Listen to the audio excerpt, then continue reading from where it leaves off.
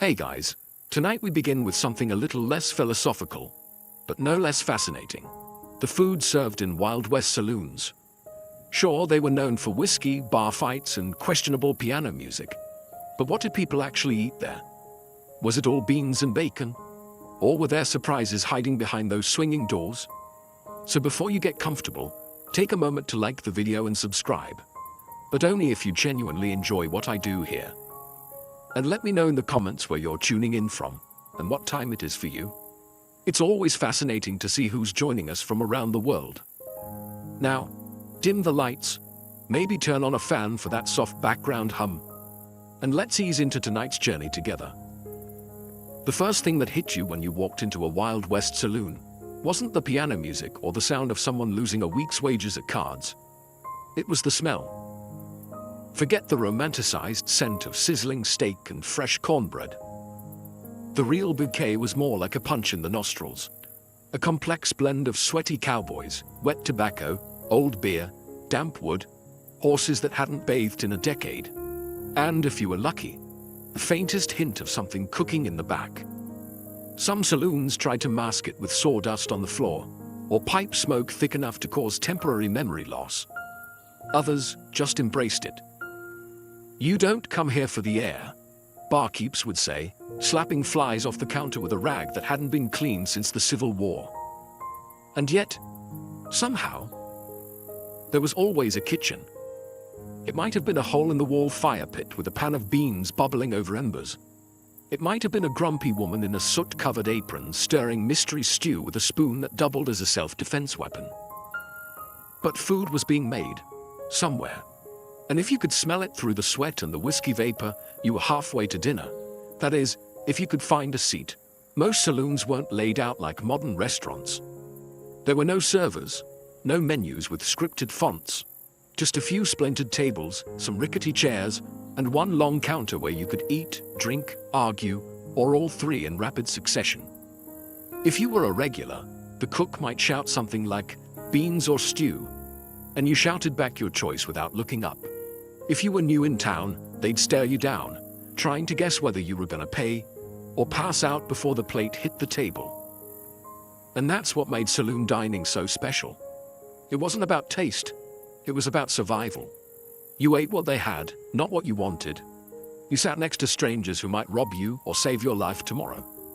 And if the food made you sick, well, that's what whiskey was for. In the hierarchy of Wild West cuisine, beans sat squarely at the top, not because they were delicious, but because they were cheap, indestructible, and could survive an apocalypse, a gunfight, and a stampede without breaking a sweat. Pinto beans, black beans, navy beans, it didn't matter. If it was dry, vaguely edible, and could be boiled into submission, it ended up in the pot. Beans were the unsung heroes of saloon kitchens, served morning, noon, and night. Often to men who hadn't seen a vegetable since they left Kansas. Preparation was simple. Step 1. Pour beans into a pot. Step 2. Boil them for 6 hours over a questionable fire. Step 3. Serve them with salt pork, a stale biscuit, and a look of mild apology. Some cooks tried to get fancy, adding lard, onions, or even chili powder if they were feeling ambitious. But most didn't bother.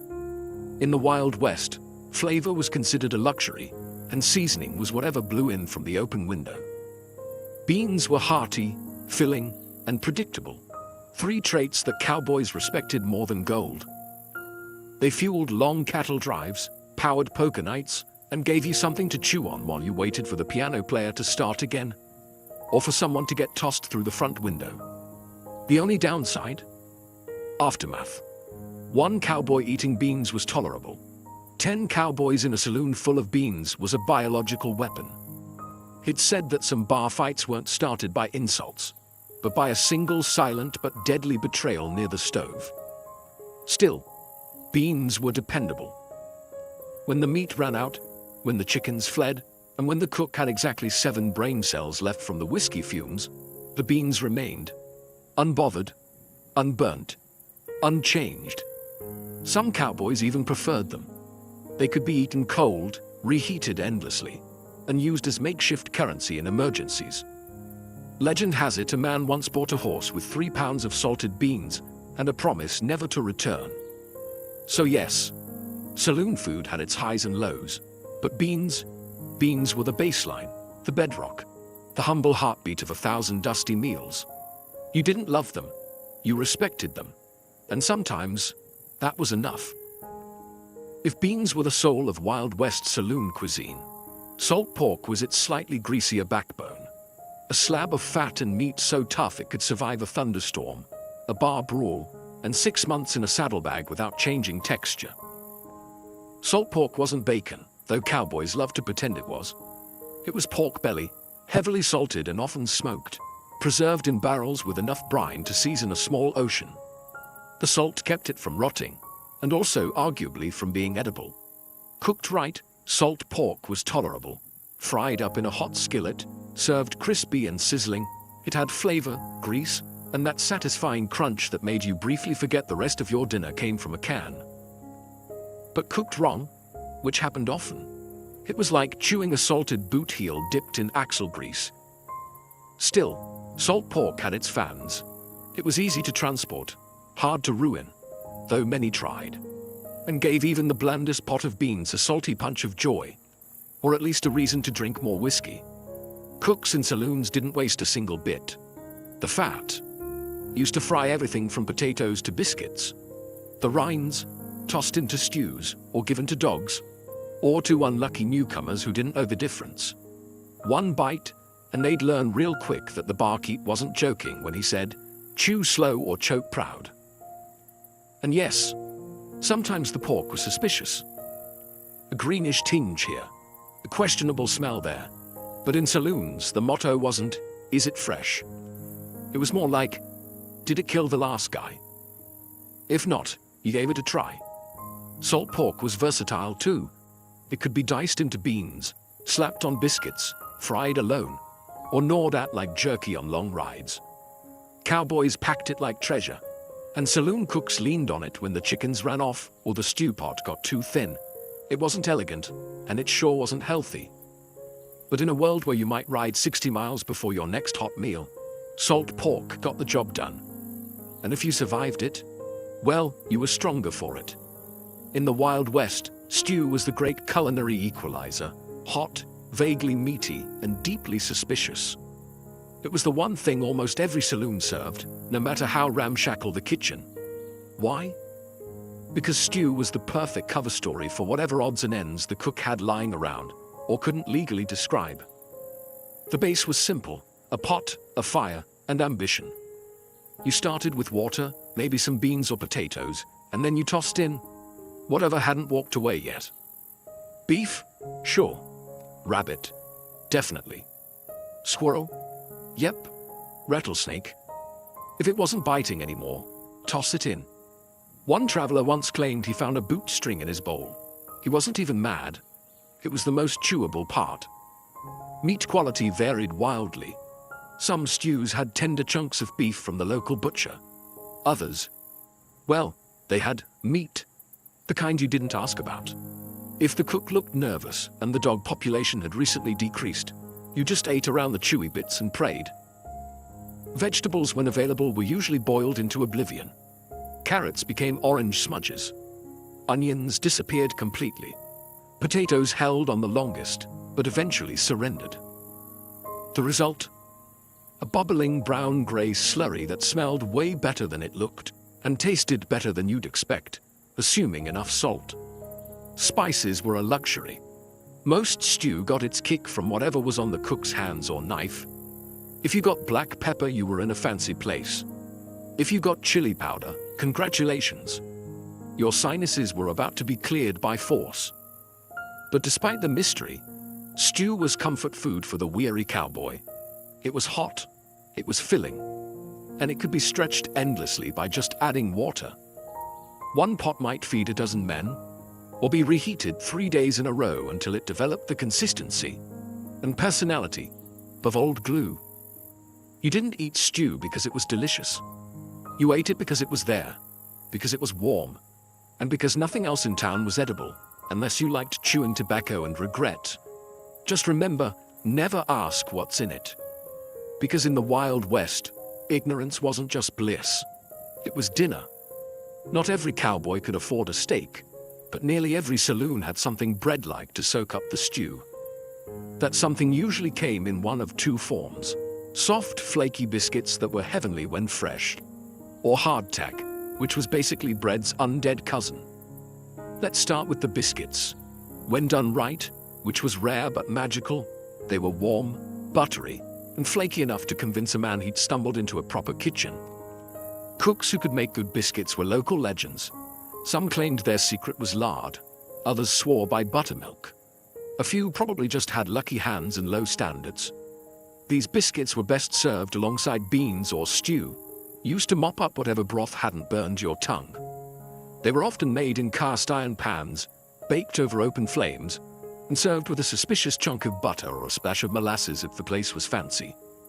And then there was hardtack, a slab of flour and water, baked until it could survive nuclear winter. Originally made for soldiers and sailors, it found its way west thanks to one simple fact: it never went bad. It also barely qualified as food. Eating hardtack required strategy. First, you'd inspect it for weevils, which wasn't a deal breaker, just an added crunch. Then, you'd soak it in stew, coffee, or whiskey until it softened. This could take anywhere from 10 minutes to 2 presidential terms. Even after soaking, chewing hardtack was a commitment. You didn't just eat it, you grappled with it. Dentists probably made good money off cowboys who challenged a piece and lost. But here's the thing: both biscuits and hardtack served their purpose. They were cheap. They were portable. They filled you up.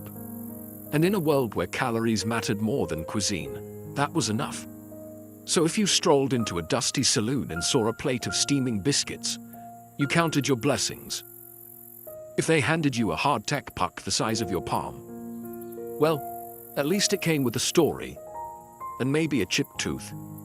If you think modern coffee is strong, try cowboy coffee.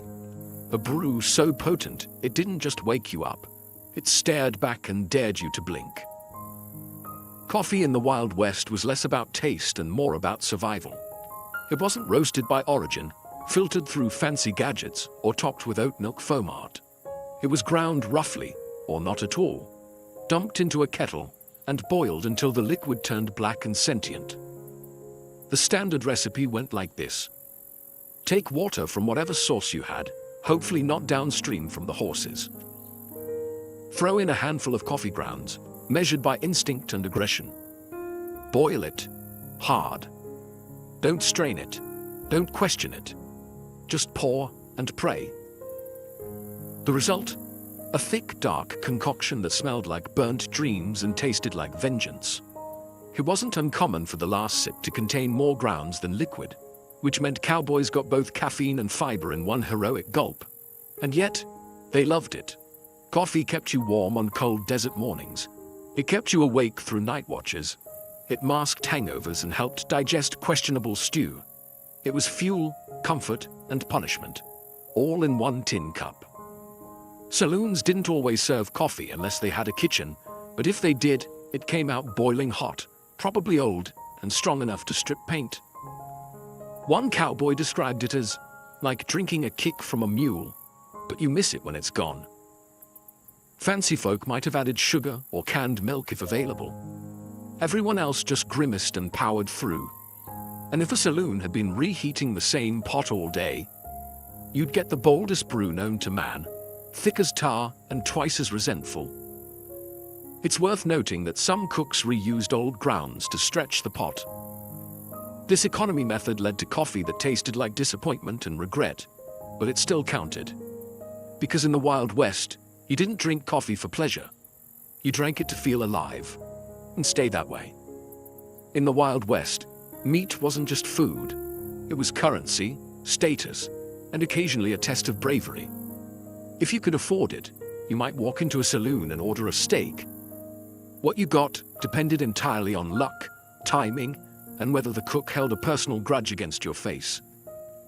Steak, in theory, was a luxury. In reality, it was often a tough, overcooked slab of beef that had been fried in a pan with lard, scorched into obedience, and served with exactly zero garnish. If you asked for it medium rare, the cook would just stare at you until your mustache wilted. When fresh beef wasn't available, and let's be honest, it usually wasn't, saloons turned to other options: dried jerky, salted buffalo, occasionally venison, or even wild boar if someone had gotten lucky on a hunt. And by lucky, we mean managed to hit it and drag it back before the buzzards did. In mining towns or far-flung settlements, meat got more creative: squirrel stew, rattlesnake roast, roast jackrabbit with seasoning. If it had legs and didn't belong to a customer's horse, it was fair game. Sometimes you were served meat, and no one told you what it was. That was a sign to eat quietly and not ask questions. If you chewed too long or found something resembling a whisker, you just sipped your whiskey, nodded solemnly, and accepted your fate. There was also the risk of age. Some meats had been hanging around long enough to earn names. Cooks would slice off the bad parts, drown the rest in gravy, and tell you it was well-aged. If your plate twitched when you poked it, you were entitled to one raised eyebrow and nothing more. Still, when the meat was fresh and the cook wasn't drunk, you might get a real meal. A sizzling slab of beef, a fried egg on top, and maybe a biscuit on the side. A plate that reminded you why people survived gunfights, for this. But most of the time, you ate what was there, and hoped it didn't eat you back. In a Wild West saloon, dessert wasn't really a category. It was more of a happy accident, the result of a cook with spare ingredients and a tiny sliver of mercy. But if there was one reliable sweetish comfort, it was cornbread. Made from simple cornmeal, water or milk, lard, and sometimes a dash of baking powder, if the cook remembered. Cornbread was the Swiss Army knife of the frontier menu. It could be baked in pans, fried in skillets, or even dropped by spoonfuls into boiling stew if someone was in a hurry or lazy. Alone, cornbread was dry, crumbly, slightly sweet, depending on who made it, and always best served fresh, which meant it was almost never fresh. More often, you'd get a wedge that had been sitting near the stove since sunrise, hardened like a miner's conscience. But here's where the magic happened.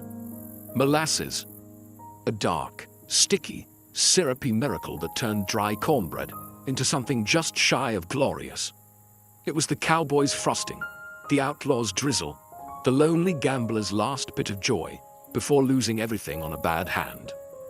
Molasses was affordable, kept well in the heat, and masked the sins of even the driest baked goods. If a saloon had a barrel of it, you were in luck. If they warmed it before serving, you were practically eating at a 5-star establishment by frontier standards. Some cooks went a step further, pouring molasses over skillet-fried cornbread and tossing in a pinch of salt or spice. It wasn't quite cake, but it felt like it, if you'd been chewing jerky and hardtack all week. Cornbread with molasses became the default dessert. Quick, cheap, filling, and sweet enough to calm your nerves after a rough ride or a close call in the poker room. No icing, no whipped cream, no frills, just grit, grain, and gooey satisfaction. And for many, it was more than enough. Because when your life involved cattle drives, dust storms, and the occasional shootout, dessert didn't need to sparkle. It just needed to remind you that not everything in the West was trying to kill you. If you were lucky enough to stumble into a saloon before noon, preferably sober and not bleeding, you might have been offered eggs and chicken. And if so, you were in the presence of a miracle or a trap. Let's start with the eggs. Fresh eggs in the Wild West were gold. Not actual gold, but nearly as rare and equally fragile. Chickens weren't raised for fun. They were cranky, prone to wandering, and occasionally stolen, eaten, or lost to foxes. If a saloon had eggs on hand, they either had their own chickens, a local supplier, or a secret smuggling operation from the next town over. What kind of eggs were they? Hopefully chicken, possibly duck. Maybe something else. You learned not to ask. You ordered eggs, and what you got depended entirely on the cook's mood and the egg's age. Some were scrambled to disguise color. Others were fried until the yolks turned to leather. And if it wobbled when it hit your plate, that was a sign from the universe to order whiskey instead. As for chicken, it was on the menu, but not often. If it said fried chicken, what you'd probably get was a scrawny bird that died angry. Tough, bony, and fried in lard until the flavor tapped out. Chicken wasn't always worth the chewing. But it was meat, it was hot, and it wasn't beans again. So folks ate it gratefully. You might get a drumstick the size of your thumb, or a whole quarter roasted on an open flame. You might also get a feather in your gravy, and that was just part of the charm. Breakfast offerings of eggs and chicken were a status symbol for saloons. They said, "We have food that didn't come from a can or a barrel." If the eggs were warm and the chicken wasn't dry, you'd tell your buddies for weeks. And if it gave you food poisoning, well, that was just the West reminding you who was in charge. Still, there was something hopeful about ordering eggs. They meant morning. They meant survival. And just maybe, they meant you'd live to drink again by nightfall. In a Wild West saloon, pie was more than just dessert. It was a statement. If you saw a pie sitting on the bar, steam rising, crust golden, scent of apples wafting through the smoke and whiskey, you knew this saloon meant business. You also knew that someone in the kitchen had put in real effort, which was practically a love letter in a land of bean slop and overcooked pork. Now, don't get ahead of yourself. Pie in the Wild West wasn't a perfect lattice-topped pastry with farm-fresh fruit. It was a rough, rustic affair, uneven crusts, fillings made from canned or dried fruit, and usually served lukewarm at best. Whipped cream, not unless a cow followed you into town. The most common varieties were apple, peach, or berry. Berry being a flexible category that sometimes included raisins or things that only vaguely resembled berries. If the cook had a sweet tooth, you might get a dash of cinnamon. If not, you got crust, sugar, and optimism. Still, pie was a rare treat. Most cowboys hadn't seen one since they left home, and saloons knew that offering pie gave them a competitive edge.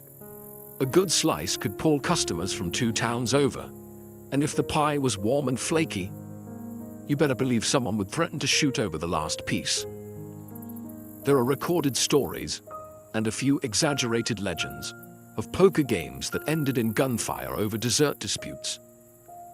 You took the last slice was as valid an offense as cheating at cards. In a world where men had been stabbed over spilled whiskey, pie was practically sacred. Of course, not all pies were created equal. Some were mostly crust, some were experimental. Some had fillings that hinted at being fruit once, in a previous life. But if the stars aligned, the cook was sober, the oven was hot, and the fruit wasn't fermenting, then that pie was something to remember. Because in the dust and grit of the frontier, a slice of pie wasn't just food. It was hope served on a tin plate. Cheese in the Wild West was a lot like a poker game, full of risk, a little bluffing, and a strong chance you'd regret your choices the next morning. It did exist, yes, but only if you knew where to look. And even then, you had to be brave. Because cheese wasn't shipped in tidy wheels wrapped in wax paper. It was made locally, often by someone who once read about dairy fermentation while drunk. Most saloon cheese came in 2 varieties: hard, yellow, and suspiciously sweaty, or soft, crumbly, and slightly aggressive to the nose. Refrigeration. That was a luxury. So unless it was a particularly cold month or the saloon was near a cave, chances are your cheese had developed a personality. It might be cheddar. It might be something vaguely Swiss. It might be a lump of dairy guesswork with salt on top. And if it squeaked when you bit into it, well, that was between you and your jaw. Cheese was usually served in chunks alongside bread, jerky, or if you were lucky, a pickle. It helped balance out the saltiness of everything else and gave cowboys a protein boost between brawls. You could even melt it over beans or toast it on cornbread, assuming the cook was feeling artistic. But beware, some saloons cut corners. Cheese might be old butter gone wrong, or curdled milk pressed into a bar shape and rolled in pepper to distract you. One traveling merchant once said he bought cheese in Nevada that tasted like boiled sock with a rind. He still ate the whole thing, because even bad cheese was still cheese. And in the Wild West, the saloon that offered any cheese at all stood out. It meant the owner had connections to a local farm, or at least access to a cow that hadn't been rustled yet. Offering cheese wasn't about flavor. It was a flex, a symbol of civilization in a place where most people still bathed with sand. So if a saloon plate came with a slice of cheese, you'd eye it, sniff it, tap it with your fork, and then eat it anyway. Because in the West, a gamble was just part of dinner. If it could be soaked in vinegar and forgotten in a jar, chances are it was served in a Wild West saloon. Pickling wasn't just a flavor choice, it was a survival strategy. Before refrigeration, saloon kitchens relied on brine and sourness to keep food from crawling off the shelf. Vegetables, eggs, fruit, even meat. Nothing was safe from the preserving power of vinegar. And that's how we got pickled everything. Pickled cucumbers, the classic. Crunchy, sharp, and occasionally green. They were served as sides, chasers for whiskey, or just something to chew on between bad decisions. If you were lucky, they were made fresh with garlic and spice. If not, they tasted like regret and rainwater. Pickled eggs, a saloon staple.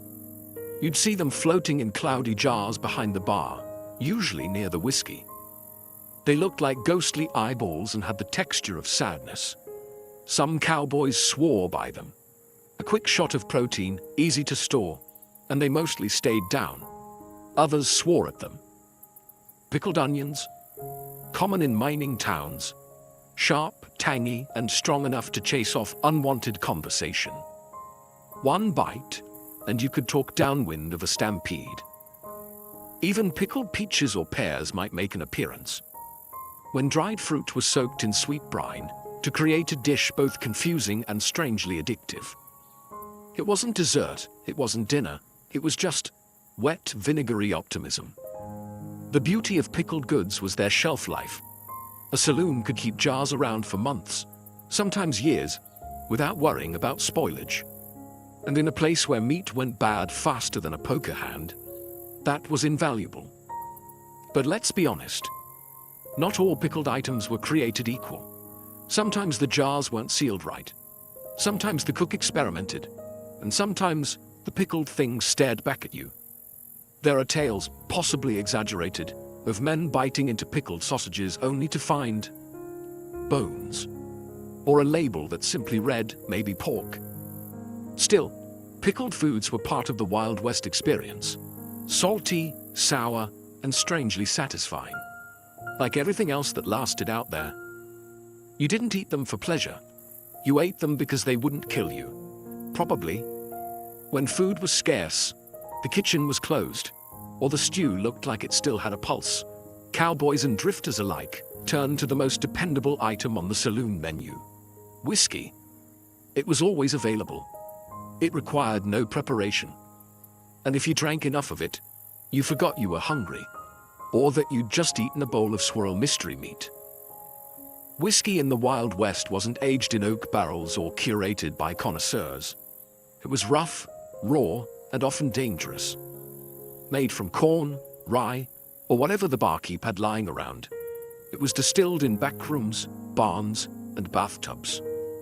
The result was a beverage that could clean wounds, strip paint, and fuel a fistfight. Some called it rot gut, others chain lightning, and a few simply referred to it as lunch.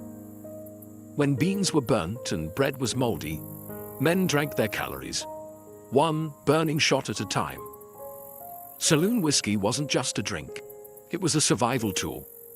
It helped numb the pain of trail dust, heartbreak, broken ribs, and highly questionable stew. One shot before a duel, 2 shots after, and maybe 3 more while you waited to see if your bullet wound was serious. It was common for saloons to serve whiskey specials, which came with a side of beans or a biscuit, not for flavor, but to keep you upright. Some men ordered whiskey with a pickled egg floating in it, which somehow counted as both hydration and protein. And of course, whiskey was social glue. You bought it to make friends, to start fights, and occasionally to apologize after both. You could measure a saloon's reputation by how fast its whiskey knocked a man off his stool. Quality? Don't ask. Some whiskey was barely more than colored moonshine. Additives ranged from tobacco juice to cayenne pepper. It burned going down, and if it didn't, you were probably drinking kerosene. Still, no one complained, because whiskey was warm, cheap, and honest. The only thing on the menu that never lied about what it was. And on nights when your meal came in a glass, with no fork and no judgment, you raised it high and called it dinner. In any Wild West saloon that dared serve food, there existed a shadowy, smoke-covered figure whose power rivaled that of the bartender, the sheriff, and the town preacher combined: the cook. This individual, often unshaven, always irritable, was either a life-saving genius or a culinary war criminal. There was no middle ground. You'd never see them smile, but you'd remember their cooking for days, either in gratitude or gastrointestinal trauma. Saloon cooks weren't trained chefs. They were usually ex-miners, ex-cons, or ex-somethings who knew how to build a fire and weren't afraid of questionable meat. Their kitchen: a fire pit, a dented stove, and a single cast iron pan that hadn't been washed since the gold rush. And yet, somehow, they fed entire saloons. On a good day, they'd whip up a pot of chili that could bring a man to tears. In a good way. The biscuits would be warm, the beans cooked through, and the cornbread just sweet enough to remind you of home. But on a bad day, the beans were scorched, the meat was gray, and the stew had an unsettling layer of oil that moved when the pot was still. You didn't complain. You couldn't. Saloon etiquette was clear. Never insult the cook. Because the cook controlled everything: the salt, the grease, the mystery meat ratio. If they liked you, you got the freshest cut. If not, you got the spoon scrapings from last night's disaster, reheated into chili surprise. They also doubled as the saloon's unofficial bouncer. No one wanted to get hit by a ladle that had just survived frying salt pork. And if the cook had a cleaver, which many did, they could clear a room faster than a shotgun. Despite their moods, these cooks were vital. They kept cowboys on their feet, miners from passing out, and travelers from collapsing mid-sentence. They worked long hours in heat and smoke, took insults as seasoning, and lived by a single rule: if you don't like it, there's the door, or the whiskey. So whether they were your savior or your saboteur, you always nodded respectfully to the cook. Because in the Wild West, they held your stomach and your fate in their greasy, glorious hands. Now that we've walked through the swinging doors, sniffed the stew, and stared down a pickled egg in a foggy jar, the real question remains: would you actually eat the food served at a Wild West saloon? Let's be honest, modern taste buds might not survive the experience. The beans were basic, the meat was a gamble, and the stew was more mystery than meal. You'd need strong teeth, a stronger stomach, and the kind of appetite that comes from riding 40 miles on a sunburned horse with nothing but dust in your lungs. But here's the thing. For the cowboys, miners, gamblers, and misfits of the American frontier, saloon food wasn't about gourmet flavor or Instagram-worthy plating. It was about fuel, calories, heat. A warm plate between gunfights, train robberies, or another night sleeping in a barn next to a mule named Regret. It was about survival. You didn't ask where the meat came from. You didn't complain if the biscuit crumbled like chalk. You just sat down, ate what was handed to you, and washed it down with something strong enough to kill bacteria, or at least make you stop caring about it. And when food was good, when the beans were fresh, the coffee didn't bite back, and the cook could spare a little molasses for the cornbread, it felt like a miracle. So would you eat it? If you lived back then, yes. You wouldn't just eat it, you'd be thankful for it. You'd scrape the bowl, wipe the plate with your crust of bread, and order seconds with coins that still smelled like dynamite and horse sweat. You'd laugh with strangers, curse the cook, toast with whiskey, and maybe, just maybe, end the night with a slice of pie and a story worth telling. Because saloon food wasn't glamorous. It was gritty, greasy, and real. And in a world where the West was still wild, that was enough. Long before tattoos were scrawled across biceps and backs in trendy shops with buzzing needles, they were something far older, etched not with fashion in mind, but with mystery, meaning, and survival. Let's rewind to a time when cities didn't exist, when gods hadn't yet been given names, and humans lived close to the bone, in both spirit and skin. Enter Ötzi the Iceman. Discovered in 1991, frozen in a glacier between Austria and Italy, his mummified body was over 5,000 years old. Older than the pyramids, older than Stonehenge. And yet, across his leathery skin, researchers found something incredibly modern. Tattoos. 61 of them, to be precise. They weren't ornamental spirals or stylized animals. They were dark carbon marks, dots and lines running down his spine, behind his knees and around his ankles. Here's where it gets wild. The locations of Ötzi's tattoos matched known acupuncture points. Was this a primitive form of pain management, an ancient healing technique, or something more spiritual, a rite of endurance carved directly into the flesh? We'll never know for certain. But one thing is clear. Even in the Stone Age, humans were already marking their bodies with purpose. And Ötzi wasn't alone. In ancient Egypt, tattoos appeared predominantly on women, including priestesses and dancers. These weren't decorative butterflies or names of lost lovers, but rather symbolic patterns, often placed around the abdomen, thighs, and chest. Some scholars believe these tattoos were intended to offer protection during childbirth, to channel fertility, or to ward off evil spirits, like spiritual armor drawn right onto the body.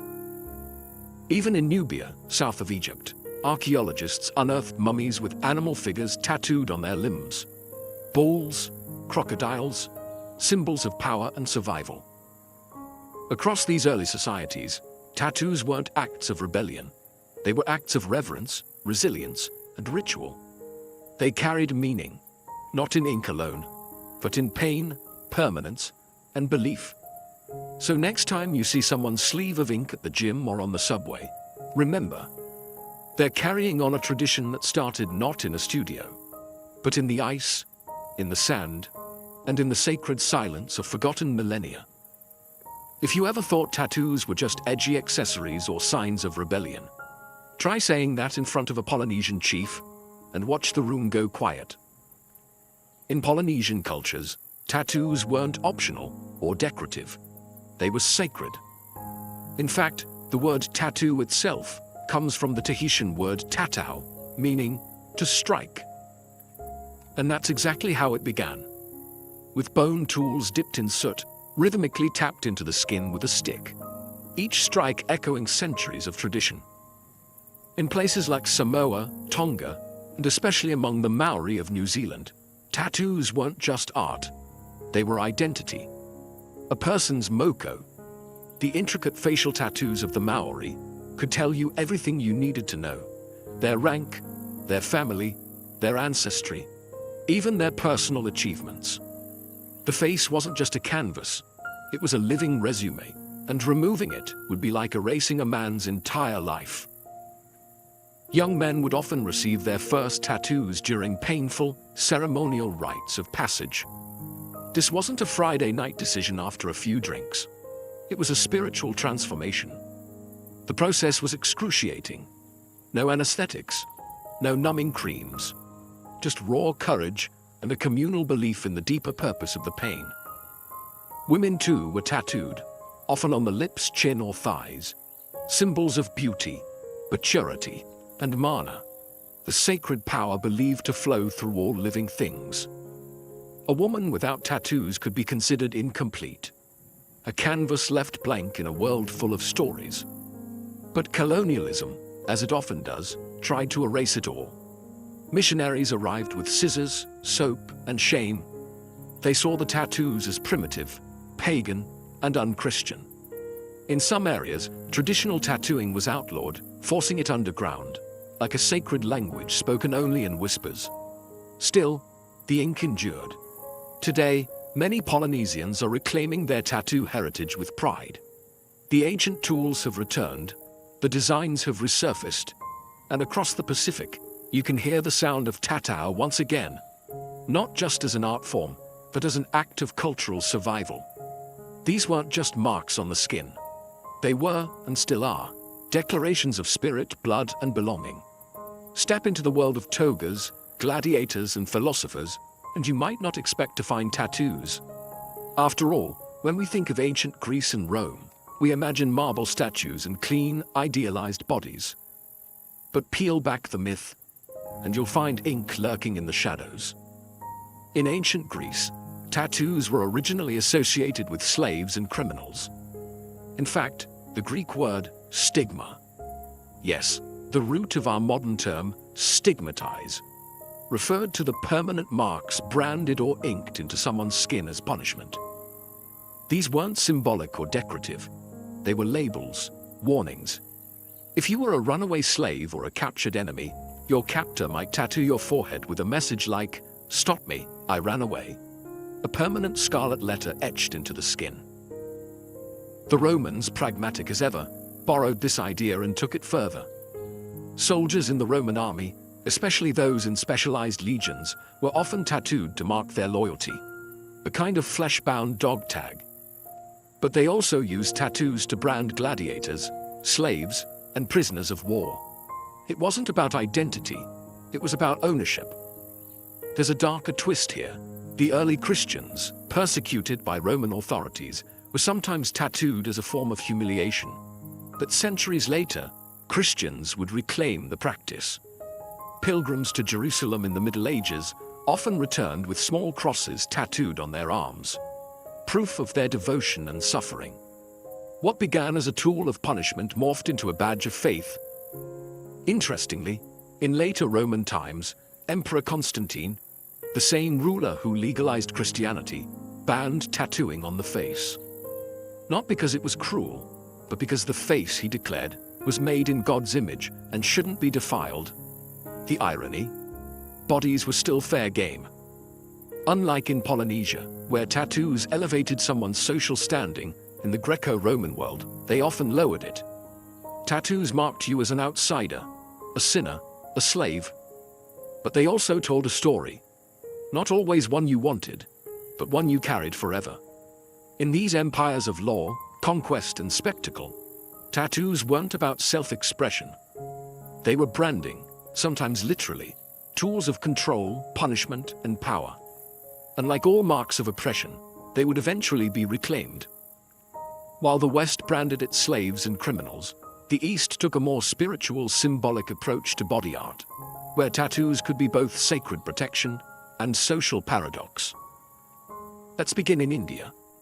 Though India is more famous for Mendi, the temporary henna art applied during weddings and festivals, the country also has a long history of permanent tattoos. Among tribal communities like the Baiga, Gondi, and Santhal, tattoos were considered both ornamental and protective. A woman might be tattooed with symbols of fertility, strength, or religious devotion. Not on a whim, but as part of a deeply rooted tradition passed from grandmother to granddaughter. These tattoos weren't just for beauty. They were seen as jewelry for the soul, something no thief could steal and no poverty could take away. Meanwhile, in Japan, the story was more complicated. In the early days during the Jomon period, tattoos might have had spiritual significance, possibly used to mark status or ward off evil spirits. But by the time Japan entered its more structured eras, particularly during the Edo period, tattooing took on a whole new life. First, it became punishment. Criminals were tattooed on the face or arm with marks indicating their crime and region, permanently branding them as untrustworthy. Imagine walking into a village and everyone instantly knowing your sins just by reading your skin. But then something fascinating happened. A counterculture emerged. Outcasts, including firemen, laborers, and later members of the Yakuza, adopted tattoos not as shame, but as honor. They created elaborate full-body designs called irizumi, often depicting dragons, tigers, and mythological figures. These were masterpieces, carved into the flesh over hundreds of painful hours. Each design told a story, a personal legend inked beneath society's judgment. At the same time, Buddhist pilgrims in Southeast Asia developed sakyant tattoos, geometric designs in Pali scriptures believed to offer protection, strength, and spiritual blessings. These were administered by monks using sharpened bamboo or steel rods, and always accompanied by chants and prayer. In the East, tattoos could be holy or taboo, sacred or criminal. It all depended on who wore them and why.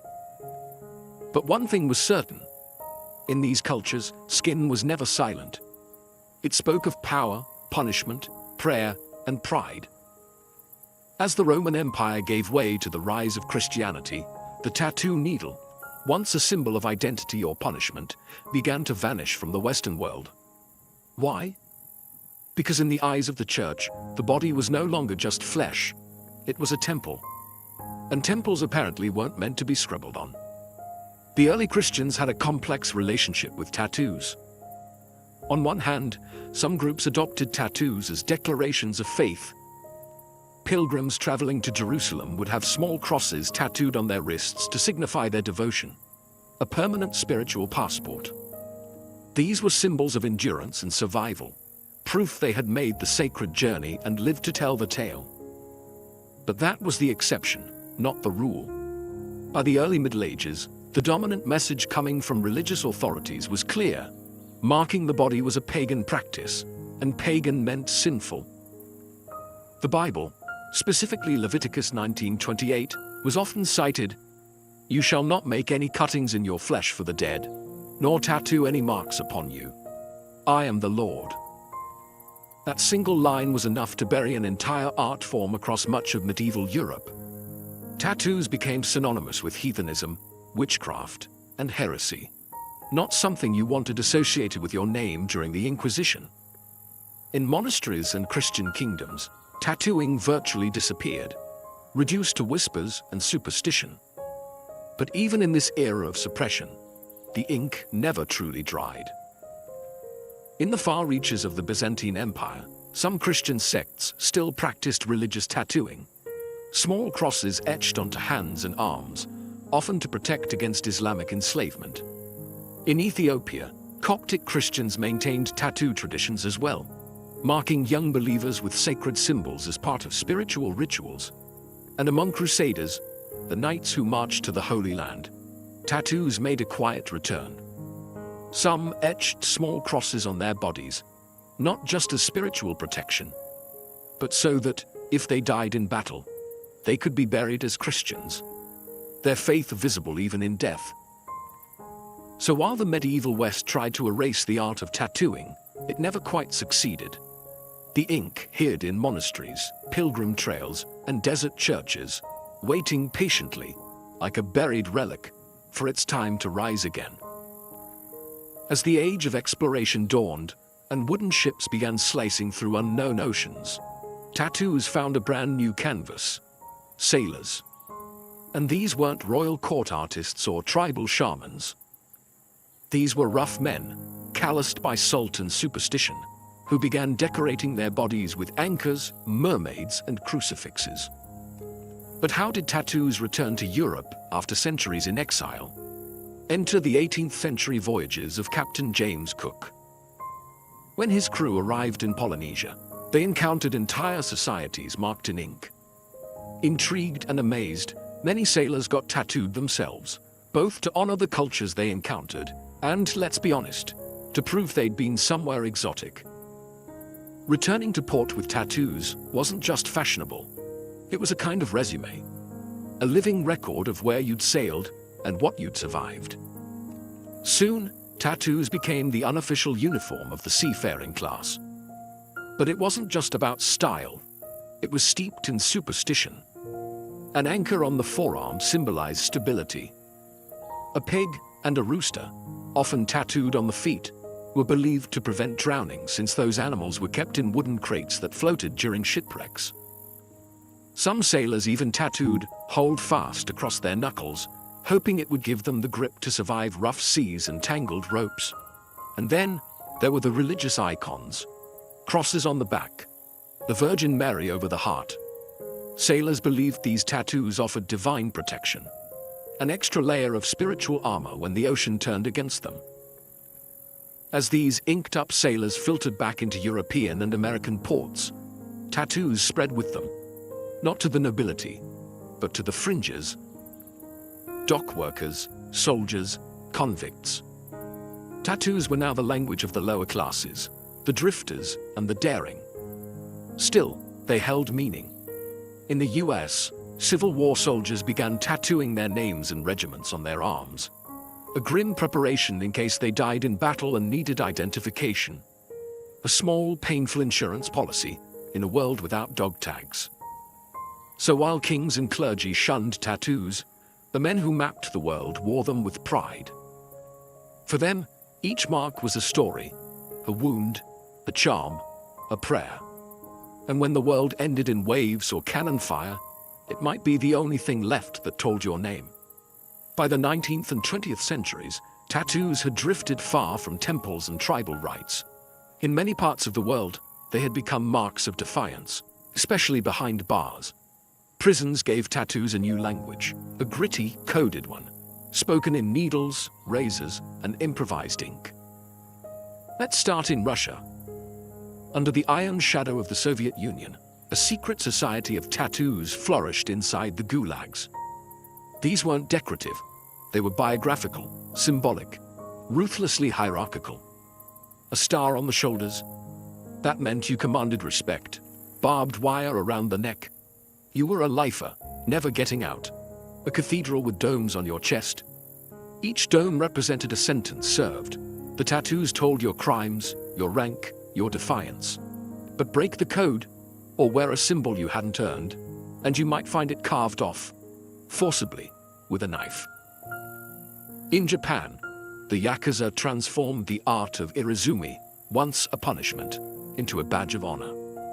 Full-body suits of dragons, koi fish, and samurai warriors covered skin from shoulder to ankle, often hidden beneath business suits. Getting tattooed wasn't just an act of rebellion. It was a rite of loyalty, painful, expensive, and permanent. In the West, prison tattoos carried their own meanings. In American jails, a teardrop beneath the eye might signal that you've committed murder, or, in some cases, lost someone close. Cobwebs on the elbows could symbolize long sentences. Dots on the knuckles, numbers, acronyms. Entire identities rewritten in ink, hidden from guards but clear to anyone fluent in the language. These tattoos were often done with smuggled sewing needles, paper clips, and pens melted into ink. There was no glamour here, just pain and symbolism. For many inmates, it was less about art and more about identity.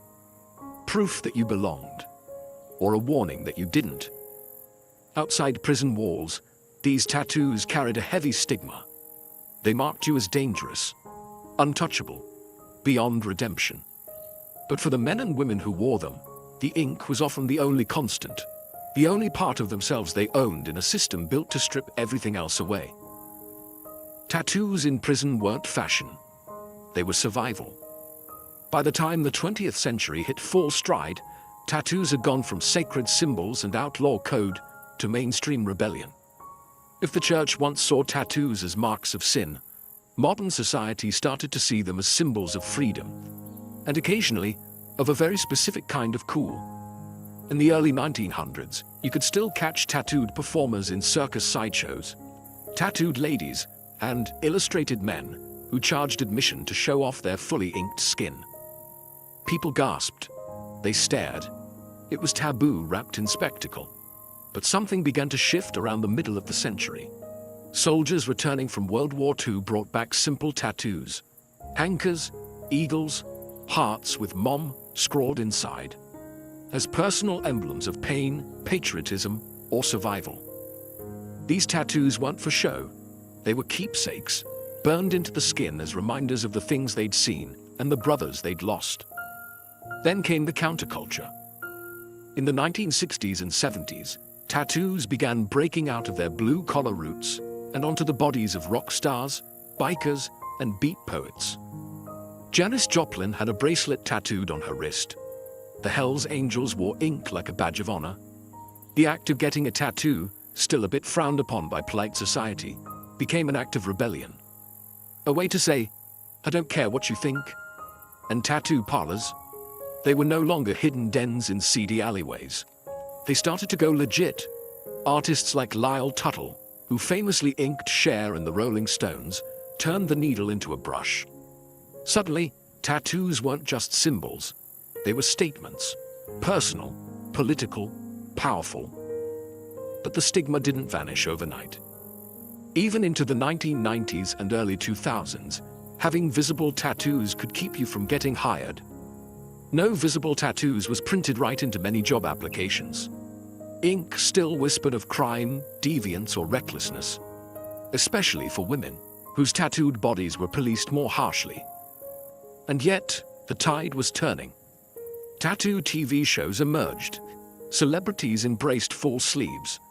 Tattoo conventions popped up everywhere. The art form was no longer a subculture. It was culture. From rebellion to runway, tattoos had finally re-entered the mainstream. But they never forgot their roots. In a world where everything from our voices to our memories lives in the cloud, you'd think something as analog as a tattoo might be left behind. But instead, tattoos have entered a renaissance. Not just surviving the digital age, but evolving with it. Today, tattoos are more than ink and skin. They're powered by apps, augmented by tech, and designed with machines that would make 19th century sailors weep. Some artists now use AI to generate hyper-detailed designs. Others work with machines that print ink with surgical precision. And then there's the rise of smart tattoos. Experimental patches embedded with sensors, capable of tracking vitals, controlling devices, or even lighting up with LED ink. It's not science fiction. It's already being tested in labs. But even without the tech, tattoos are booming. What was once taboo is now celebrated across professions, genders, and cultures. Doctors have full sleeves, teachers wear wristbands of ink. CEOs stroll into boardrooms with elaborate back pieces hidden beneath suits. Social media has democratized the art form. A tattoo in Seoul can go viral in Seattle. Artists build global audiences overnight, and customers can book a session with the tap of a phone. And yet, the meaning behind tattoos hasn't disappeared. If anything, it's become more personal. People now tattoo sound waves of loved ones' voices, coordinates of where they met their partners, portraits of pets, constellations from their child's birth night, quotes in forgotten languages, etched forever to remember, to heal, to belong. Cultural tattooing is resurging too. Indigenous communities from the Arctic to the Andes are reviving ancestral designs, reclaiming identity through skin. What was once suppressed is now proudly worn, a walking act of remembrance. Of course, debates still rage. Is it art or trend? Sacred or superficial? Can you truly own your story if it's filtered through algorithms and likes? But maybe that's the point.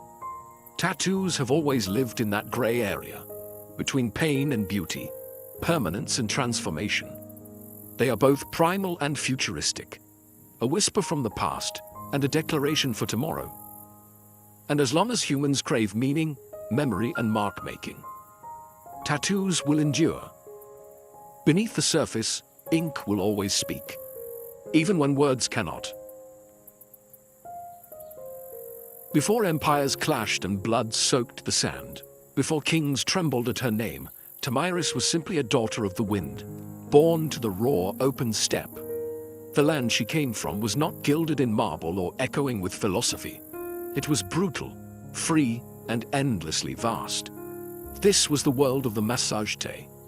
Fierce nomadic horse archers who rode like spirits of the plains, their lives shaped by survival, honor, and war. We know little of Tamiris's childhood, but we can imagine the rhythm of it. She would have learned to ride before she could run, to shoot before she could speak in full sentences. Among the Massageté, Girls were not caged in tents or veiled by silence. They trained beside the boys, rode with the warriors, and grew up with iron in their blood.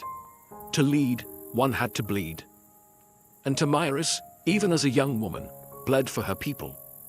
Her tribe worshipped the sun and sky, lived off their herds, and buried their dead with weapons, ready for battle in the afterlife. They had no cities, no golden temples, but they had pride.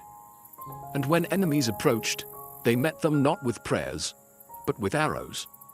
Tomyris likely came to power after the death of her husband, who may have ruled the tribe before her. But what's certain is that when the moment came, she didn't inherit leadership. She seized it. In a time when most women were considered property, Tomyris commanded an army. She negotiated with kings. She dared to speak as an equal. And if they didn't listen, she made them. She was more than a queen. She was Shamat, the steppes' checkmate, a war chief in bronze and leather who would soon face the greatest empire on earth. But power, especially for a woman, never comes without consequence. As Tomyris began to solidify her rule, whispers grew louder. Across the mountains to the south, a king was watching. His name was Cyrus the Great, and he wanted more. The stage was set. The steppe wind howled, and Tomyris, daughter of warriors, would soon ride into legend. While Tomyris reigned over the open steppes, far to the south, a different kind of power was rising. Structured, imperial, relentless. Cyrus the Great, founder of the Achaemenid Empire, had already conquered Lydia in the west and Babylon in the south. His banners flew over deserts, mountains, and cities where languages changed every few days' ride. But Cyrus wasn't done. He was a builder of empires, and every builder eventually eyes the horizon. To Cyrus, the Massagetae were a threat wrapped in opportunity. They weren't rich in gold or cities, but they controlled the northeastern frontier, and that meant access to key lands, resources, and trade routes. More importantly, the Massagetae had something no empire could afford to ignore: pride. And pride, in Cyrus's eyes, could be bent or broken. But Cyrus also knew that brute force wasn't always the best first move. He had a reputation for cleverness, diplomacy, and strategic trickery. So he tried a different approach, one that kings before him had used to dissolve threats without a single drop of blood. He proposed marriage. According to ancient sources, notably Herodotus, Cyrus sent envoys to Tomyris offering an alliance through matrimony. On paper, it was a royal match, the great king of Persia and the warrior queen of the Massagetae. But Tomyris wasn't naive. She saw the proposal for what it was: not an offer of love or partnership, but a calculated attempt to absorb her people without a fight. She declined. And that rejection didn't sit well in the halls of Persepolis. With the diplomatic games over, Cyrus shifted to his favorite language: war. He ordered his army to cross the Araxes River, the natural barrier that separated Persia from the land of the Massagetae. He was going to take what Tomyris refused to give. But Tomyris was already preparing. She knew the terrain. She knew how her people fought: on horseback, fast, and furious. And most of all, she knew Cyrus wasn't just coming for land. He was coming to crush a woman who dared to say no. The world's most powerful king had declared war, but he had no idea what kind of fury he had just awakened on the steppe. Cyrus the Great, master strategist and seasoned conqueror, believed he could outwit Tomyris. He had faced kings, crushed cities, and subdued nations. To him, the Massagetae were little more than wild nomads with fast horses and no cities to defend. He didn't realize he was stepping into the path of someone just as cunning and far more furious. Tomyris had warned him. After rejecting his marriage offer, she sent a clear message: cross the Araxes River, and you will regret it. But Cyrus crossed anyway, building a bridge of boats to carry his army into Massagetae land. Instead of striking immediately, Tomyris pulled her forces back, luring Cyrus deeper into unfamiliar terrain. The Persians found an abandoned camp, well stocked with food, and more importantly, wine. A luxury the nomadic Massagete rarely indulged in. It was a baited trap, and Cyrus took it, perhaps thinking the enemy had panicked and fled. Inside the camp, he left a portion of his army under the command of General Harpagus, a trusted officer. As the Massagete returned under the cover of night, they fell upon the drunk and unsuspecting Persians with deadly precision. The battle was brutal and swift. Among the dead was Spargapises, Tamiris's son and a Massagete commander. Accounts differ on what happened next. Some say Spargapises was taken alive and, realizing his capture, begged for death and took his own life. Others claim he was killed in the fighting. But all agree. When news reached Tamiris, something inside her shattered, and then turned to steel. Her grief was volcanic, but her rage, that became legendary. She sent another message to Cyrus. This one wasn't a warning, it was a vow. "You may be a glutton for blood," she said, "but I swear, I will give you your fill." She promised to make the ground run red with Persian blood, and her vengeance would not be quiet. Cyrus had taken her son. He had violated her land. Now he would meet not the queen of the Massagete, but the mother of a slain warrior, and the last face he would ever see. The next battle would not be a skirmish. It would be an execution. The sun rose over the plains like a blade, sharp and blinding. Tamiris stood at the head of her army, no longer just a queen, but a storm given form. Her warriors, hardened by the nomadic life, painted their faces with ash and rage. This wasn't about politics anymore. This was about blood. Cyrus, for all his might, had underestimated the Massagete. He assumed they would fight like the tribes he had conquered before. Chaotic, uncoordinated, easy to crush. But Tamiris had spent her life among warriors. She understood how to strike. Not blindly, but with precision. She rallied her forces for a full-scale assault on the Persian invaders. And this time, she wasn't holding back. The location of the final battle is lost to history, swallowed by the vastness of the steppe. But what's clear is that Tamiris launched a ferocious counterattack. Her cavalry swept across the plains like a tide of knives. They fired arrows from horseback, closed in with axes, and fought like people with nothing left to lose. The Persians, battle-hardened, disciplined, and experienced, weren't expecting this level of organized fury. Tamiris didn't just lead her troops, she fought beside them. Her presence on the battlefield ignited her warriors like wildfire. Every strike was driven by vengeance. Every charge was an answer to her son's death. Cyrus tried to hold the line, but it shattered. The Persians were routed. Many died where they stood. Others fled into the endless grasslands, only to be hunted down.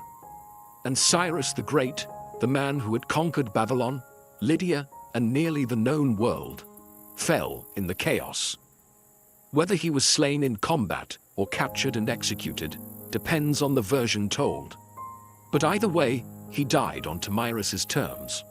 What came next is infamous. According to Herodotus, Tamiris found Cyrus's body on the battlefield, ordered his head severed, and then, in a final act of symbolic revenge, submerged it in a wineskin filled with human blood. "Drink your fill," she said, "of the blood you thirsted for." Was it historical fact or poetic embellishment? Maybe both. But it didn't matter. The message was eternal. Tamiris was not to be conquered. When the dust settled and the grass drank deep the blood of empire, Tamiris stood victorious. A warrior queen who had done what no king or army before her could. She brought Cyrus the Great to his end. News of the defeat sent shockwaves across the ancient world. The mighty Achaemenid Empire, thought to be unstoppable, had been humiliated by a woman from the steppes. The Persians did their best to downplay the loss, but the death of their founder couldn't be ignored.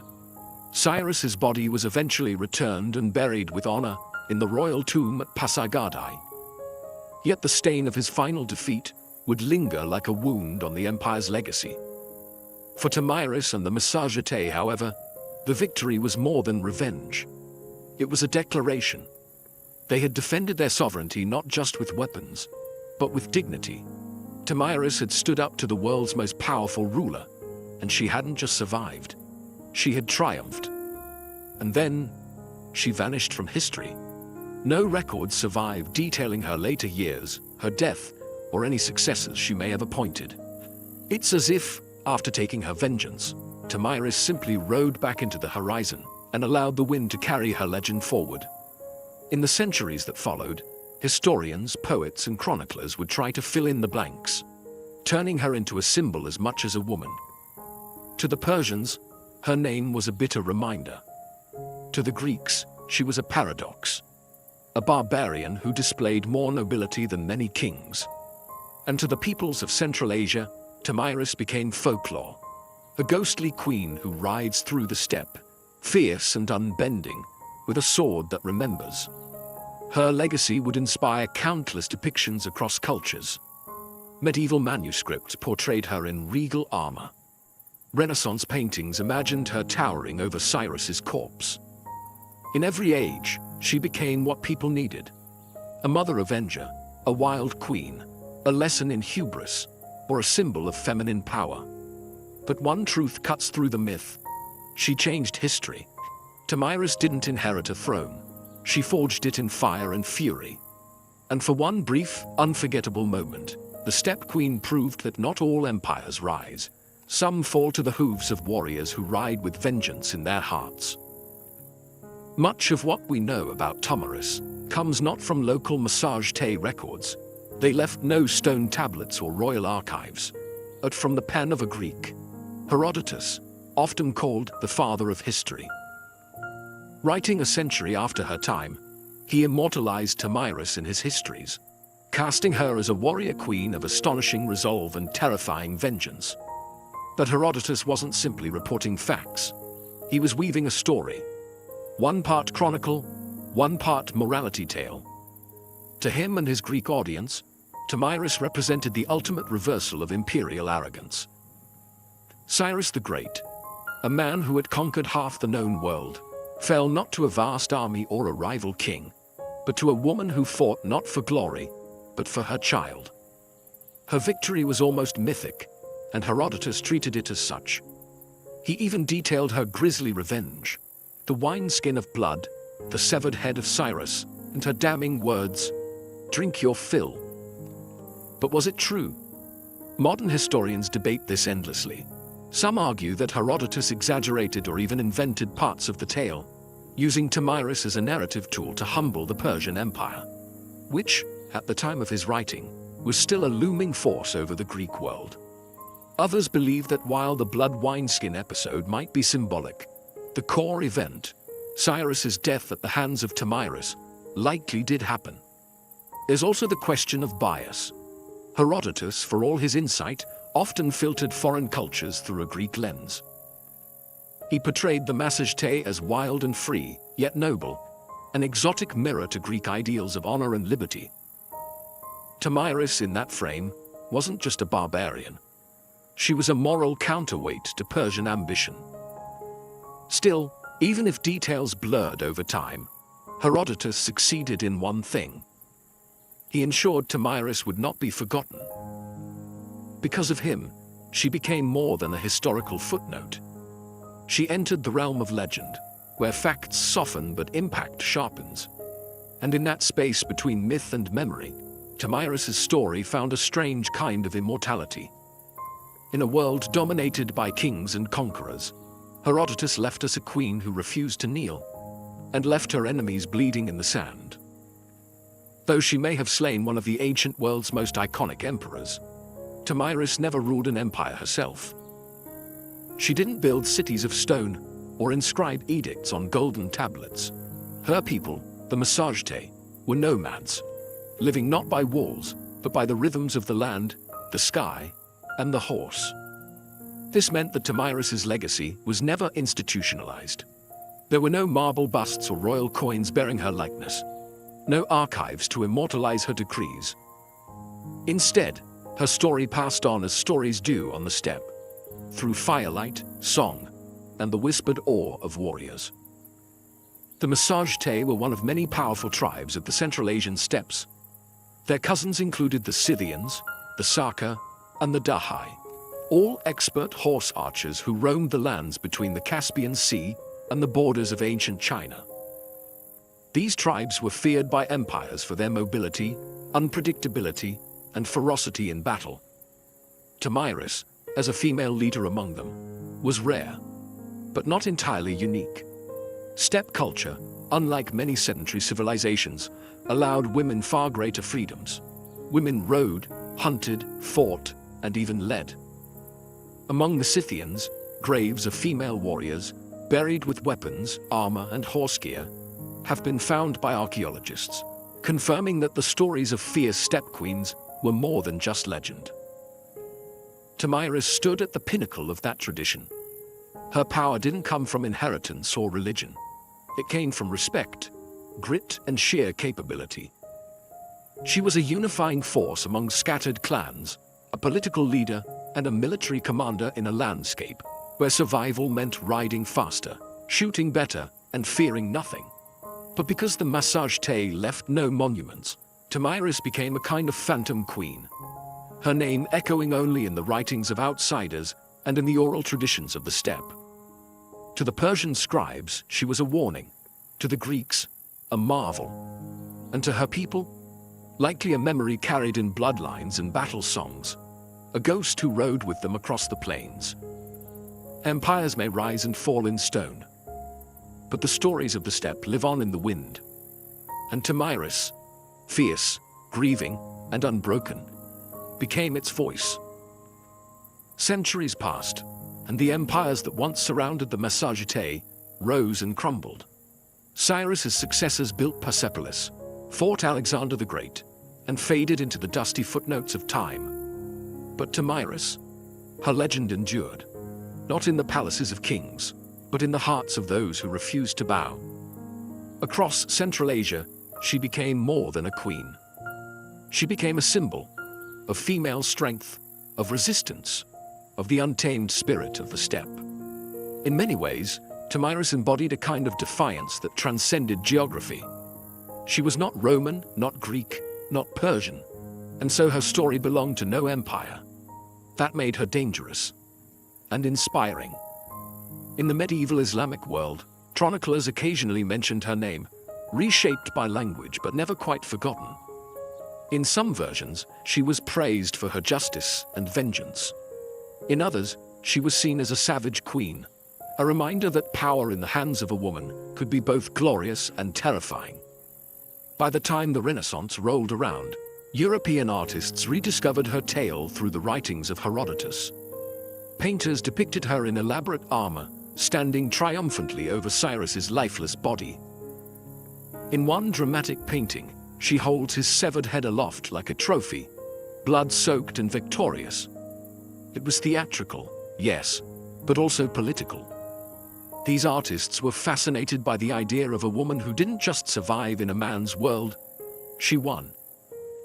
In the 19th and 20th centuries, Tomyris became a nationalist icon in regions like Kazakhstan, Uzbekistan, and Turkmenistan. Poets and educators reclaimed her as a historical heroine, proof that the roots of Central Asian identity were fierce, proud, and deeply feminine. Her name appeared in textbooks, statues, and even military ceremonies.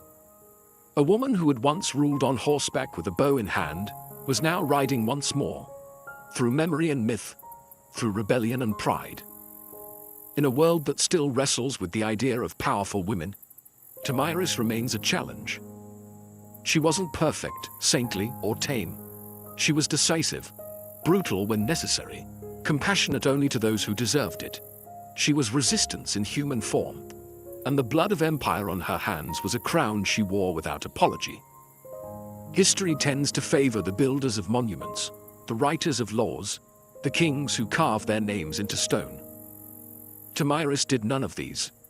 She left no empire behind, no palace to excavate, no royal seal to decipher. And yet, her name still lives. Not because she ruled forever, but because she refused to be erased. She stands as a contradiction to how history often remembers women, not as helpmates or footnotes, but as forces of destiny. Tamiris didn't beg for recognition. She took it with blood and fire. She didn't ride behind a king. She rode against one, and won. Her story is retold in classrooms from Central Asia to Europe, not simply because she killed Cyrus the Great, but because she dared to defy him. She wasn't defending an empire. She was defending freedom, a freedom that rode on the backs of horses, that hunted with hawks, that slept under the stars. A freedom that could not be neatly drawn on a map. Today, her statues rise from Kazakhstan's capital cities, and her face adorns coins and textbooks. To modern Central Asians, she is a mother of nations, a link to a pre-Islamic, pre-Soviet, proudly nomadic past. A reminder that their identity wasn't born in submission, but in the cry of battle and the gallop of horses. In a world still divided by power, by gender, by memory, Tamiris is a beacon, not just because she killed a great king, but because she taught us something even greater. That dignity is not given, it is seized. That sometimes leadership looks like a mother grieving her son and refusing to let the killer walk away. We often wonder why some names survive while others vanish. Tamiris survived because she was unforgettable. Because in a time when women were expected to disappear into the tents of men, she rose, blade in hand, fury in heart, and carved her story into the flesh of history. Empires fall, statues crumble, but legends ride. And somewhere, in the whispering winds of the steppe, the queen still gallops, unbroken, undefeated, and utterly unforgettable. Long before encryption keys and surveillance cameras, there was a simpler concern. How do I keep my stuff safe from nosy neighbors, wandering animals, and ambitious thieves? As human society shifted from nomadic bands to settled civilizations, possessions accumulated. And with possessions came problems, envy, theft, and the need to secure. The instinct to protect what we value is ancient, primal even. Once humans began storing food, tools, or sacred items in permanent dwellings or temples, they had to find a way to keep others out. But how do you guard something when you can't stand watch forever? The answer: invent a mechanism to do it for you. The earliest known attempt at mechanical security dates back to ancient Egypt, roughly 4,000 years ago. And what's astonishing is not just that they had locks, it's that the basic principle behind their invention still exists today. The Egyptian wooden pin lock was a marvel of early engineering. It used a wooden bolt fitted with a set of holes and wooden pegs. When the correct key, often a large wooden tool with corresponding pins, was inserted, the pegs lifted, allowing the bolt to slide open. Remove the key, and gravity dropped the pins back into place, sealing the door. This wasn't a novelty. These locks were used on storage rooms, tombs, and even temple gates. They were installed vertically, often on the inside of doors, to make tampering harder. While they may seem primitive by today's standards, the brilliance of these early systems lies in their underlying logic. They weren't merely barriers, they were puzzles. And like all good puzzles, they challenged the uninvited. What's more, these locks reveal something deeper about the people who made them. They didn't just fear theft, they anticipated it. They thought ahead. They invested time and skill in protecting things that mattered. And in doing so, they laid the groundwork for an entire field of human innovation: security. So the next time you lock your front door, remember, you're not just turning a deadbolt. You're continuing a tradition started by ancient hands, driven by a timeless truth. Some things are worth guarding. The Egyptian wooden pin lock wasn't just the world's first known lock. It was also the ancestor of nearly every pin tumbler mechanism used today. Simple, elegant, and surprisingly effective, it served temples, homes, and storage rooms across ancient Egypt for centuries. And it all started with a few pieces of wood, a bit of clever design, and a deep need for privacy. Imagine a large wooden door, not one with hinges like today's, but more like a vertical plank barrier. On the inside of that door sits a wooden bolt that slides horizontally to block the entrance. But embedded within that bolt are several holes, and inside each hole rests a wooden peg. Those pegs drop into slots cut into the doorframe itself, preventing the bolt from sliding open. It's locked. Now here's the magic. The key, a large wooden implement resembling a modern toothbrush, has corresponding pegs or pins that match the positions of those in the bolt. Insert the key into the bolt, and the pins inside are pushed up just enough to clear the frame slots. Once lifted, the bolt can slide open freely. Remove the key, and gravity does the rest. The pins fall back into the frame holes, relocking the door. It's mechanical memory without springs or gears, just wood, weight, and ingenuity. What made this system so impressive was its balance of complexity and reliability. It was relatively easy to craft using available materials, but hard to bypass without the correct key. And since each lock was slightly different, thanks to hand carving, keys weren't interchangeable. Your lock was your lock. These pin locks weren't reserved just for the rich or royal either. Archaeological findings at sites like Nineveh, and even later at Persian and Assyrian locations, show the concept spread widely across ancient civilizations. Egypt may have invented the idea, but the lock had legs. Beyond practical use, these locks carried symbolic power. In tombs and sacred buildings, locking something wasn't just about physical protection. It signified reverence, finality, the belief that certain things should remain untouched unless you were worthy enough to possess the key. Security in ancient Egypt wasn't just a function, it was a statement. While Egypt gave us the earliest mechanical locks, ancient Mesopotamia pioneered a very different form of security, one that relied less on mechanics and more on identity.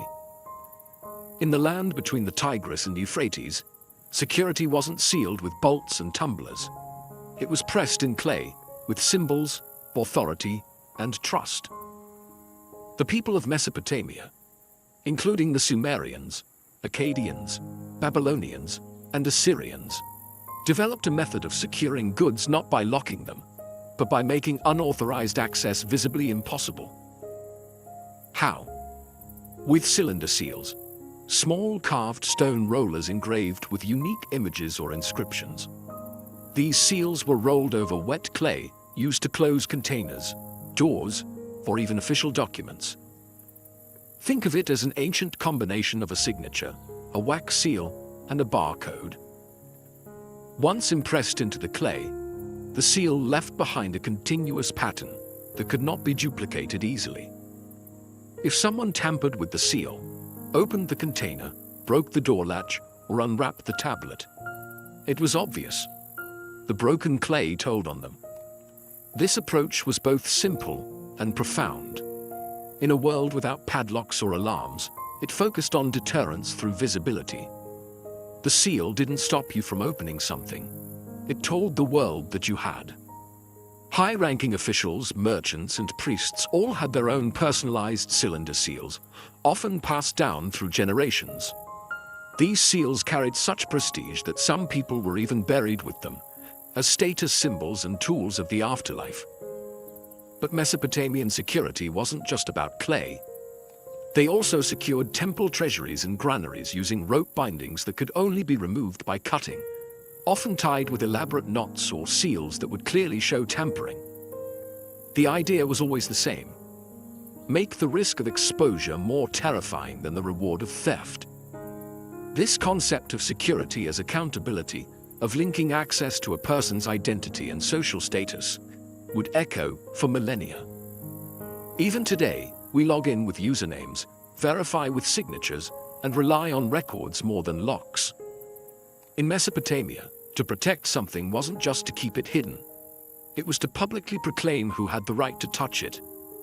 As ancient Greek city-states rose in wealth and complexity, so too did their need for personal security. From treasuries in temples to coin-filled storerooms and private homes, the Greeks faced the same age-old challenge. How do you keep things safe when you can't always be there to guard them? Surprisingly, The Greeks were slower than their Egyptian and Mesopotamian neighbors in developing mechanical locks. Instead, they leaned heavily on trust, social norms, and physical barriers, sometimes reinforced by surprisingly clever, though rudimentary devices. One such innovation was the bar and pin lock, used mostly for doors and chests. It consisted of a horizontal bar placed across a door on the inside, with a hole through which a key could be inserted from the outside to lift the bar. These keys were often large, flat iron rods, shaped like the letter F or P. They weren't the most discreet. In fact, some were almost as long as a forearm. Carrying one around made it quite obvious that you had something to protect. But Greek keys and locks weren't just functional. They also held cultural significance. Being entrusted with a key symbolized authority and responsibility. In Homer's Odyssey, Penelope is described as holding the key to Odysseus's storeroom, a symbol of her power within the household. However, Greek locks had limitations. They were often crude, easily forced, and dependent on physical size more than subtlety.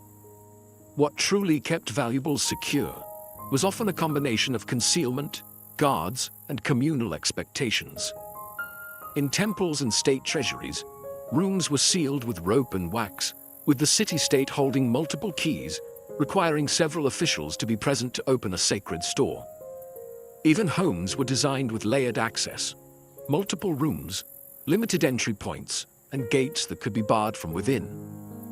Wealthy homes might employ slaves or hired guards to watch over valuables, adding a human layer of protection to the relatively simple mechanical devices. While the Greeks admired cleverness, metis, the cunning intelligence, they didn't yet channel it into lockmaking the way later civilizations would. Still, they laid the cultural groundwork. Keys as symbols of status, access as a matter of trust, and security as a balance between strength and social control. If the Egyptians gave us the concept of the pinlock, and the Greeks wove trust into tradition, it was the Romans who truly elevated lockmaking into a practical art. With their metallurgical skill, obsession with order, and vast bureaucracy, the Romans brought precision, portability, and innovation to ancient security. And their ideas still echo through modern locks today. Roman locks were primarily made of bronze and iron, allowing for much greater durability and smaller, more intricate designs than their wooden predecessors. They adopted the Egyptian pin tumbler principle, but miniaturized it, refined it, and in some cases, completely reinvented it. Roman locksmiths created warded locks, which used internal obstacles, or wards, that only allowed a properly shaped key to rotate and unlock the mechanism. This meant that simply inserting any tool wouldn't work. The key had to match the internal layout. Their keys, by the way, were marvels in themselves. Made from iron or bronze, Roman keys came in all sizes, from large staff-like keys used for city gates to finely crafted ring keys worn on the finger like jewelry. These ring keys didn't just look elegant. They served a functional purpose, offering constant access to locked boxes or cabinets without the need to carry bulky tools. It was status and utility, wrapped in metal. But the real genius came with Roman puzzle locks, complex mechanisms hidden inside ornate boxes, where pressing the wrong latch or turning the wrong angle wouldn't just fail. It might trap the lock tighter. These were used not only for securing valuables but for hiding documents, religious relics, or even poison, a favorite trick in Roman political circles. Romans also institutionalized lock usage. Banks, granaries, merchant chests, and military storerooms all used locks. Doors had metal plates, gates had locking bars, and even slaves might be locked in with iron collars that had keys only their masters held. To the Romans, a lock wasn't just a tool, it was a statement. It declared ownership, authority, and exclusion. And it gave rise to the idea that a truly civilized society needed more than just walls to protect it. It needed systems. While the West was forging intricate metal locks, ancient China took a path that blended practicality with philosophy. Chinese engineers, ever pragmatic, developed locking systems that were simple, durable, and often symbolic. where the design of a lock didn't just protect an object, but carried deeper meaning. The most common form of ancient Chinese lock was the sliding bolt lock, a mechanism made primarily from bronze or iron. These locks typically consisted of a hollow metal case housing a sliding bolt secured by spring-loaded tumblers. Insert the right key, usually a flat, ridged metal stick, and the tumblers would align, allowing the bolt to slide and the lock to open. Sound familiar? It should. The core principle behind the modern pin tumbler lock was already alive in Han Dynasty China, as early as 200 BCE. Unlike Roman locks, which often featured external keyholes and decorative flair, Chinese locks were compact, discreet, and portable. Many were used to secure chests, gates, jewelry boxes, and doors, and the emphasis was on function, not just form. But Chinese locks were more than mechanical devices. They were often cast in the shape of animals, tigers, dragons, turtles, or inscribed with symbols representing luck, protection, or wealth. A lock shaped like a fish might be placed on a money box, symbolizing abundance. A dragon lock on a door wasn't just for security. It warned intruders that a powerful force guarded what lay beyond. Locks also played ceremonial roles. During weddings, love locks were sometimes used to bind symbolic boxes or chests, representing the couple's bond. The key would be handed over as part of the marriage ritual, a gesture of trust and commitment. Some locks, particularly puzzle locks, were designed to confuse thieves. They had hidden mechanisms, false keyholes, or required a specific sequence of movements to open. Not because they were necessarily harder to break, but because they bought time. In ancient times, delay could be the difference between a foiled theft and a successful one. Ultimately, Chinese security culture wasn't built around brute denial of access, but rather harmony between utility, symbolism, and clever design. In that blend of form and function, they developed a quiet legacy, one that continues in subtle locks and symbolic rituals to this day. In ancient India, security was less about brute force and more about clever concealment, symbolic barriers, and layered protection.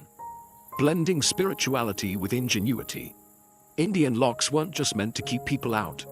They were designed to confuse, mislead, and warn, often integrating secret latches, false compartments, or symbolic inscriptions to elevate security into an almost philosophical practice. One of the standout features of Indian lockmaking was the use of deception. Puzzle locks and trick mechanisms became common in temples and treasure chests, not to prevent brute force entry entirely, but to make it complicated enough to discourage it. Some locks required multiple actions: press one hidden button, twist a second lever, and only then would the key turn. Others had decoy keyholes that served no purpose except to trick the uninvited. Temple security especially saw intricate applications.